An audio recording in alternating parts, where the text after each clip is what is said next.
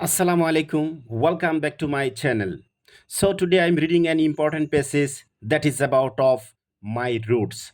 So this passage is very important, especially for the student of just SSC. So এই পেসেজটি খুবই গুরুত্বপূর্ণ যারা class নবম দশম শ্রেণীতে পড়েন আপনাদের ইউনিট 12 এর লেসন 1 এর এটির গুরুত্বপূর্ণ পেসেজ এই পেসেজটি আপনাদেরকে আজকে আমি ওয়ার্ড বাই ওয়ার্ড আপনাদেরকে পড়ে এবং বাংলা অনুবাদ সহকারে আমি এই পেসেজটি পড়ে শোনাবো। আপনারা যদি একটু মনোযোগ সহকারে পেসেজটি শুনেন তাহলে আশা করি এই পেসেজ থেকে আপনারা ভালো একটি ধারণা পাবেন। সো আমি পেসেজ শুরু করার আগে একটি কথা বলবো, প্রায় সময় যা বলি, যে কোনো পেসেজ পড়তে গেলে প্রথমেই আপনি ওয়ার্ড মিনিং পড়ে ফেলবেন। প্রত্যেকটি শব্দের ওয়ার্ড মিনিং আপনাকে পড়ে ফেলতে হবে। এর পাশাপাশি যে কোনো গাইড বই থেকে এই ওয়ার্ড মিনিংয়ের সিনোনিম প্লাস অ্যান্টোনিম এগুলা ভালো করে পড়বেন। কারণ দেখা যাচ্ছে এই সিনোনিম অ্যান্টোনিম থেকে ১ নংয়ের যে কোয়েশ্চেন মাল্টিপল চয়েসের কোয়েশ্চেনগুলো আছে সেখান থেকে প্রশ্ন করে। সো এখানে সিনোনিম বা অ্যান্টোনিম দিয়ে দিল, তখন তো আপনি পারবেন না।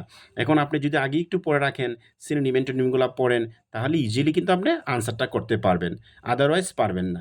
সো বাংলাটা কিন্তু একটা পেসেজের বাংলা ওয়ার্ড মিনিংটা খুবই গুরুত্বপূর্ণ এবং আপনি যে এই সেন্টেন্সটা ট্রান্সলেট করবেন, আপনাকে ১০০% ট্রান্সলেট করতে হবে না। আপনি যদি ১০০-র মধ্যে 50% বা 60% ট্রান্সলেট করতে পারেন, অর্থটা একটু জাস্ট খালি বুঝেন কী বলা হয়েছে, তখনই কিন্তু ইজিলি আনসার করতে পারবেন। আপনাকে করে পুরোপুরি ১০০%ই আনসার মানে প্রশ্নের বাংলাটা বুঝতে হবে এরকম না। এরকম না হলেও চলবে। যে পারেন তো আলহামদুলিল্লাহ ভালো। যদি কেউ না পারেন তাহলে 50% হলেও আপনি কিন্তু আনসার করতে পারবেন। সো বেশি কথা না বলে আমাদের ক্লাসটি শুরু করা যাক। আপনারা একটু ক্লাসটি মনোযোগ সহকারে শুনেন। ইনশাআল্লাহ। আর যদি আমার ভিডিওটা ভালো লাগে আপনারা অবশ্যই আমাকে আমার চ্যানেলকে লাইক, কমেন্ট, শেয়ার এবং সাবস্ক্রাইব করে পাশে থাকবেন। ধন্যবাদ। সো লেসন 1 মাই রুটস। মাই মানে কি? আমার। রুট মানে কি? বলেন? মূল। মূল মানে কি? যে জায়গায় আপনি জন্মগ্রহণ করেছেন বা আপনার মূল জন্মস্থানকে বলা হয় রুট। ঠিক আছে? সো এখানে একটা ছবি দেখতে পারছেন। এই ছবির মধ্যে দেখেন, হ্যাঁ, অনেক মানুষ আছে। এই দেখেন লঞ্চের মধ্যে কিন্তু অনেক মানুষ, হ্যাঁ? সব প্রচুর মানুষ। এই দেখেন এইদিকে মানুষ, আবার দেখেন কত মানুষ। আসলে এগুলা কেন? মানুষ কেন এত? মানুষ হওয়ার কারণ হলো রুটের মধ্যে মানে মূলের মধ্যে প্রতিটি আমাদের যখন ঈদ হয়, হ্যাঁ? ঈদ বা পূজা হয়, পূজার মধ্যে কিন্তু একটা সরকারের ছুটি দেয়, হ্যাঁ? যে ৫ দিন, ৬ দিন, ৭ দিন একটা ছুটি দেয়। তো এই মানে সারা বছর কিন্তু মানুষের বাড়িতে যায় না। কিন্তু ঈদের মধ্যে দেখা যাচ্ছে বা পূজার মধ্যে, হ্যাঁ, মানুষে কি করে? যতই কষ্ট হোক তারা তাদের মূলে বা বাবা-মা, আত্মীয়-স্বজন, বন্ধু-বান্ধব, পাড়া প্রতিবেশী আত্মীয়-স্বজন যারা আছে তারা কি করে? এই তাদের কাছে যায় এবং তাদের সাথে তাদের দুঃখ, কষ্ট সবকিছু ভাগাভাগি করে ঈদটা তারা পালন করে বা যেকোনো অকেশন তারা কি করে? পালন করে। তাদের মূলের কাছে তারা ফিরে যায়। কোনো লোক দেখেন নাই যে তারা ঈদ মানে বাসা-বাড়িতে যারা ভাড়া থাকে তারা পালন করে। তারা কি করে? বাড়িতে চলে যায়। মূলের কাছে চলে যায়। কারণ তারা দাদা-দাদি, আত্মীয়-স্বজন, পাড়া প্রতিবেশী, বন্ধু-বান্ধব সবার কাছে নিয়ে তাদের সুখ-দুঃখ ভাগাভাগি করে এবং এর মধ্যে আলাদা একটা মজা কিন্তু তারা পায়। সো তাদের কিন্তু যাদের আইডেন্টিটি আছে, পরিচয়পত্র আছে তারা কিন্তু রুটের কাছে তারা যাবেই। এটা কেউ ফিরিয়ে রাখতে পারবে না। এটাই তাদের একটা ইচ্ছা বা আকাঙ্ক্ষা।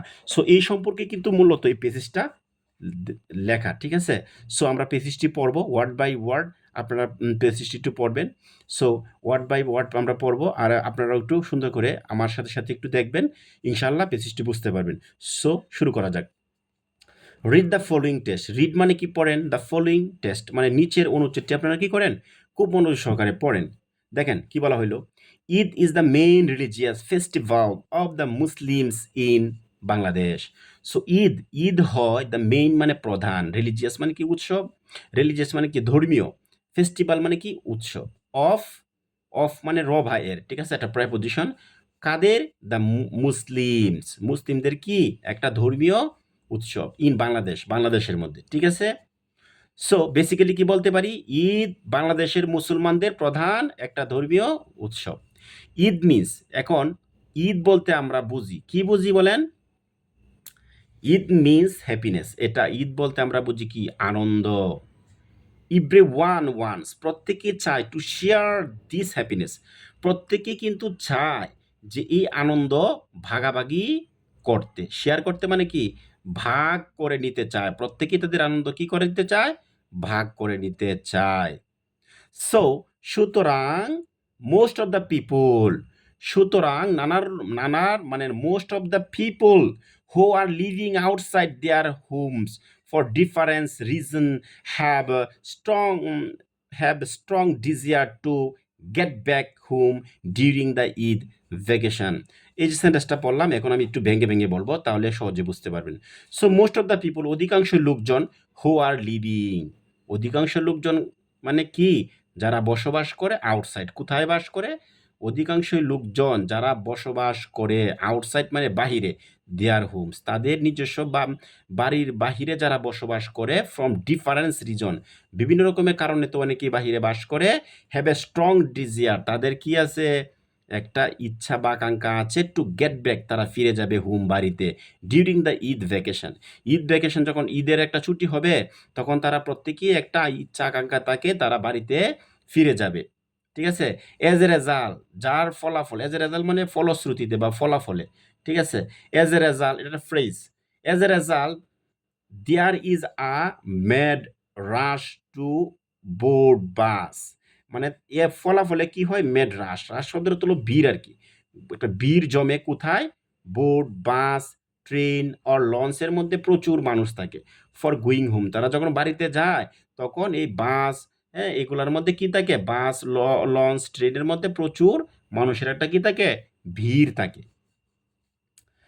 আচ্ছা, দিস অফেন কজেস, এর ফলে, দিস অফেন কজেস, কজেস, হ্যাঁ ট্রান্সপোর্ট অ্যাক্সিডেন্ট, যার ফলে কি হয়, কজেস মানে ক্ষতি হয় আর কি, কজ মানে ক্ষতি, কজেস কি হয়, ট্রান্সপোর্ট অ্যাক্সিডেন্ট দুর্ঘটনায় কবলিত হয়, that take away many live, যার ফলে দুর্ঘটনা হয় এবং অনেক মানুষের জীবনও চলে যায়। হাউএভার, যাই হোক, দাস ক্যান নট স্টপ পিপুল, মানে যাই হোক এই জিনিসটা তাদের লোকজনদেরকে কি করতে পারবে না, from going home to meet their family, তারা পরিবারের সাথে যে সাক্ষাৎ করব, আত্মীয় স্বজনের বন্ধু বান্ধবের কাছে, এগুলা ফেরাতে পারবে না। তারা কি করবে, যতই দুর্ঘটনা অ্যাক্সিডেন্ট হোক, তারা তাদের রুটের কাছে ফিরে বন্ধু বান্ধব আত্মীয় স্বজনের কাছে তারা যাবেই।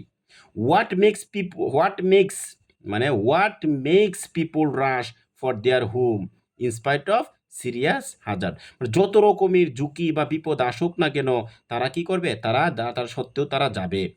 দিস ইজ নাথিং বাট, এটা কোনো কিছুই না, কোনো কিছুই পিপল ডিজিয়ার টু রিটার্ন, লোকজনের যে ইচ্ছা আকাঙ্ক্ষা অভিলাষ আছে, এগুলা ফিরিয়ে রাখতে পারবে না, to return the root home, এই যে তারা যে বাড়িতে যাবে, হ্যাঁ এটার কোনো কিছু তারা ফিরিয়ে রাখতে পারবে না, তারা কিন্তু বাড়িতে যাবেই, রুটের কাছে, টানের মায়ের কাছে, তার নিজের মাতৃভূমির কাছে তারা কি করবে, যাবেই।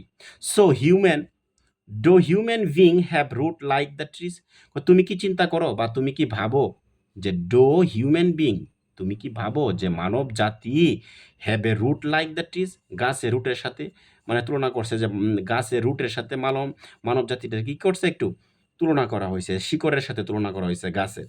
দ্য আনসার ইজ ইয়েস, হ্যাঁ, but unlike the root of the tree they are invisible. Invisible শব্দের অর্থ কি বলেন, ইনভিজিবল শব্দ হলো অদৃশ্য, বলতেছে কোনো অদৃশ্য শক্তি আটকিয়ে রাখতে পারবে না তাদের রুটের কাছে, যাতে মানে রুটের কাছে যাতে মানে না, মানে কোনো কিছু আটকিয়ে রাখতে পারবে না তাদের এই রুটের কাছে ফিরিয়ে যাওয়ার।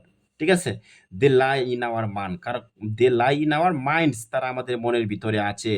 ইট দাস রুট, এটা এমন একটা root, that makes a bond, এটা কি করে, বন্ড একটা সম্পর্ক স্থাপন করে, বিটুইন কাদের মধ্যে, একটা শক্তিশালী বন্ড তৈরি করে, বিটুইন আস এবং ফ্যামিলি, আমাদের পরিবারের মধ্যে একটা কি মেম্বার্স ইন ল ফ্রেন্ড, এবং আমাদের যে পরিবারের সদস্যরা, বন্ধু বান্ধব আত্মীয় স্বজন প্রতিবেশী আছে, or even between us and the land where we are born and grow up, মানে আমাদের প্রতিবেশী যে আত্মীয় স্বজন আছে, হ্যাঁ, এবং even between us them land, এবং আমাদের মাতৃভূমি, আমরা যেখানে আমরা জন্মগ্রহণ করেছি এবং বড় হয়েছি, এই জায়গা থেকে কি করতে পারবে না, কেউ সরাতে পারবে না, তারা যাবেই।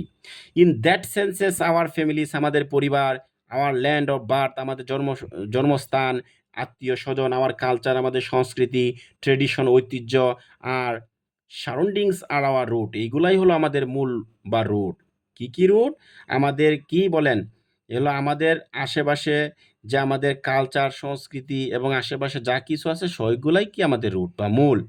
And whenever we stay, যখন আমরা কি করি, উই স্টে আমরা তাকি, we feel the power of our root, যখন আমরা রুটের কাছে তাকি তখন আমরা একটা শক্তি আমাদের নিজের কাছে শক্তিশালী মনে হয়, যে আমার অনুভব হয়, যে আমাদের একটা শক্তি অনুভব হয়, যে আমরা রুটের মূলের মধ্যে আসি।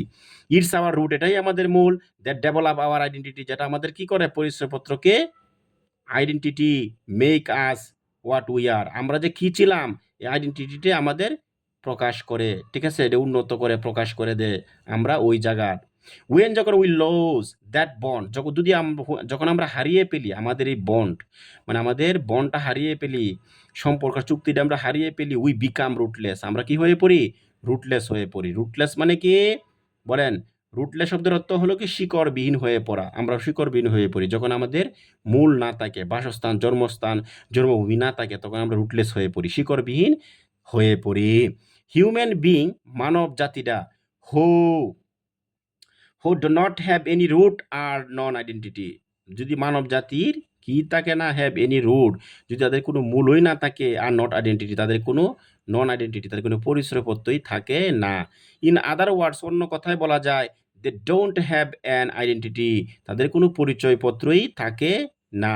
দে ডোন্ট নো, তারা জানে না, ওয়ার দে আর ফ্রম, তারা কোথায় থেকে আসছে, তারা এটা কি করে না, জানে না। অ্যান্ড অর, অথবা where they are heading, heading মানে তাদের মাথাটা কোথায় রাখবে, টু, এটাও তারা জানে না, ঠিক আছে। কারণ মাথা গুজানোর ঠাঁই তো তাদের লাগবে, হ্যাঁ, তাদের পরিচয়পত্রই নেই, আইডেন্টিটি নেই, তাহলে তাদের মাথা কোথায় রাখবে, কোথায় গুছিয়ে রাখবে বলেন। দিস ওপেন মেক্স দেম, এই জিনিসটা তাদের প্রায়ই ফিল এমটি অ্যান্ড লস, এই জিনিসটা, এই অনুভূতি প্রায়ই তাদের মধ্যে এক শূন্যতা এবং হারিয়ে যাওয়ার রোধের সৃষ্টি করে, যে আমাদের রুট নাই, মূল নাই, আমরা কি করব, তাদের একটা শূন্যতা সৃষ্টি করে তাদের মনের ভিতরে। সো ভিউয়ার্স, আজকে আমি নবম দশম শ্রেণীর যে পেসেজটা আমি পড়লাম, আশা করি আপনারা এই পেসেজটা 2-3 বার ভিডিওটা একটু দেখবেন, দেখার পরে আপনারা সুন্দর করে একটু পেসেজটা পড়বেন, হ্যাঁ, গাইড বই থেকে সুন্দর করে প্রশ্নগুলা সলভ করবেন, তাহলে দেখবেন যে সব ইজি হয়ে গেছে। সো অবশেষে, যদি আমার এই ভিডিওটি আপনাদের ভালো লাগে, অবশ্যই আপনারা লাইক, কমেন্ট, শেয়ার এবং সাবস্ক্রাইব করবেন, যাতে পরবর্তীতে কোনো নতুন ভিডিও দিলে আপনারা ভিডিওটা সহজে আপনাদের কাছে চলে যায়। সো আমি স্টেপ বাই স্টেপ আপনাদের যে নবম দশম শ্রেণীর ইংরেজি ফার্স্ট পেপার অ্যান্ড সেকেন্ড পেপারের যে 11টা টপিক আছে গ্রামার, সবগুলা দেওয়ার চেষ্টা করব, স্টেপ বাই স্টেপ দিব, এবং পেসেজগুলা সব পোয়েম সহকারে যাবতীয় পেসেজগুলো আমি আপনাদেরকে ট্রান্সলেট করে পড়িয়ে দিব ইনশাল্লাহ। সো পাশে থাকবেন, এবং যদি পাশে থাকেন, উৎসাহিত করেন, তাহলে নতুন নতুন ভিডিও দিতে আমিও উৎসাহিত হব। সো সবাই ভালো ভালো থাকবেন, বেশি করে পড়াশোনা করবেন, পড়াশোনার কোনো বিকল্প নাই, যত বেশি পড়বেন তত বেশি জানবেন, এটাই হলো নিয়ম, ঠিক আছে। সবাই ভালো থাকবেন, ধন্যবাদ।